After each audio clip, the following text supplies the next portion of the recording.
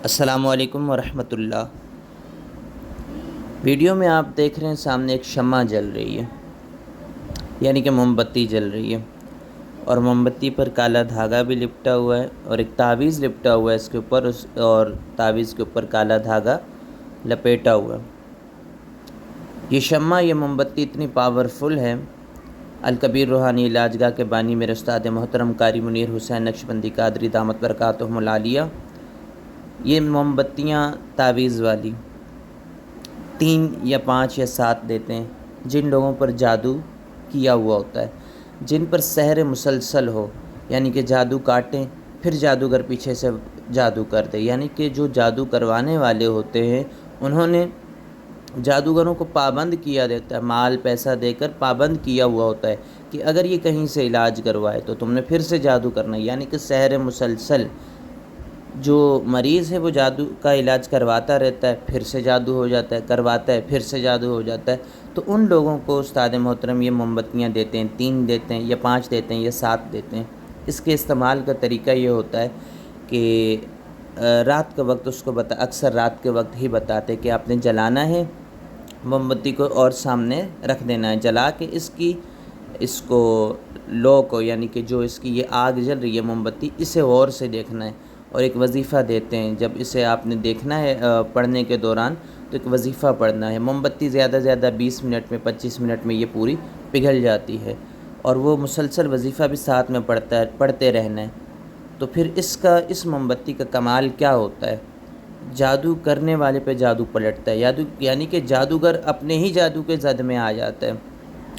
Plus اگر استاد محترم اس نیت سے دے دیں کہ ذرا سا اس کو بھی پتہ چلے جو کروانے والا ہے، تو وہ بھی یعنی کہ اسی جادو میں مبتلا ہو جاتا ہے، یعنی کہ پلٹ جاتا ہے۔ جادو کروانے والا بھی جادو میں مبتلا ہو جاتا ہے، جو وہ کروا رہا ہوتا ہے وہ پلٹ جاتا ہے، اور جادوگر پہ بھی پلٹ جاتا ہے۔ اچھا، اس کا موم بتی کا ایک واقعہ ایسا ہے، کراچی کا ہی ایک بڑا جادوگر ہے، نام نہیں لوں گا میں اس کا ایک چیلے نے کسی پہ کم عمل کیا، تو وہ آ گیا بندہ استاد محترم کسی طرح بس اللہ کی رحمت سے آ گیا علاج کروانے کے لیے۔ استاد محترم نے اسے یہی والی موم بتی دی۔ جب اس نے یہ عمل کیا، اس جادوگر کے چیلے کو پتہ چل گیا کہ کراچی میں کوئی بندہ ہے جس نے میرا جادو کاٹ دیا، کیا ہے اس کے پاس۔ بہرحال اس نے اپنے حساب کتاب ہمزاد اور ان چیزوں سے پتہ کر لیا کہ کون بندہ ہے، کہاں پر ہے، اور آخر وہ اپنے ہمزاد اور جنات کی مدد سے چلتا ہوا استاد صاحب کے پاس آ گیا کہ جو بھی عمل کرو پر یہ عمل نہ کرو موم بتی والا، اس کو چھوڑ دو۔ بہرحال جو بھی تھا وہ پھر چلا گیا، تو استاد صاحب نے کہا کیوں چھوڑ دوں، تو نے جو کرنا ہے جو کر لے۔ اس نے آخر اپنا جادو ٹونے یہ وہ کیا، کچھ نہ چلا۔ اس کے بعد اس نے ادھر ادھر سے دھمکیاں دلوانا شروع کی کہ یہ موم بتی والا عمل چھوڑ دو۔ خیر ماشاءاللہ استاد صاحب کے ساتھ والدین کی دعائیں بھی ہیں، اور کافی سارے سلاسل کے ان کو اجازتیں ہیں، اور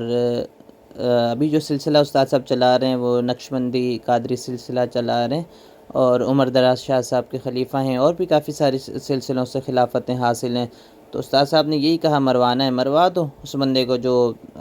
جادوگر آیا تھا دھمکیاں دے رہا تھا کہ یہ چھوڑ دو عمل، یہ والا کیا نام ہے موم بتی۔ بہرحال میرے استاد محترم بھی کمزور نہیں ہیں، ان کے ساتھ اللہ کی والدین کی دعائیں ہیں، اللہ کی رحمت ہے، اللہ کی مدد ہے، مخلوق خدا کی خدمت کرتے ہیں، اور یعنی کہ ٹائم دیتے ہیں جو بھی روحانی علاج کے لیے آتے ہیں، ورنہ عاملین جہاں جہاں جو روحانی علاج کرتے ہیں وہ اتنا ٹائم نہیں دیتے جتنا میرے استاد صاحب مریض کو اچھے طریقے سے چیک کرتے ہیں، اور ماشاءاللہ ان کے پیچھے بڑے بڑے اولیاء اکرام کا ہاتھ ہے، عمر دراز شاہ صاحب کے خلیفہ ہیں، اور بھی کافی جگہوں سے ان کو خلافت حاصل ہے۔ تو یہ بڑی کمال کی موم بتی ہے جو استاد صاحب دیتے ہیں، یعنی کہ جادوگر پہ جادو پلٹ جاتا ہے، اور اگر استاد صاحب اس نیت سے دیں کہ جاؤ جلاؤ، جو کرنے والا تمہارا دشمن ہے اسے بھی مزہ آئے گا، اس پہ بھی یہ پلٹے گا، تو پھر جو ہے نا اس کی بھی خیر نہیں ہوتی۔ اسے بھی پتہ چلتا ہے کہ میں نے کس طرح کا ظلم زیادتی اس بندے کے ساتھ کی، جس تکلیف میں اس بندے نے اس کو مبتلا کیا ہے جادو کے ذریعے، اس کا سر باندھا ہے، اسے پاگل کیا ہے، معدہ باندھا ہے، کوئی بھی آپ اس بندے نے کام کیا اس بندے کے لیے، جب اس نے اس شمع کو، اس موم بتی کو جلا کے سامنے بیٹھنا ہے، اسی طرح کا وار، اسی طرح کا مرض جادوگر پہ بھی اور کروانے والے پہ بھی پلٹ جاتا ہے۔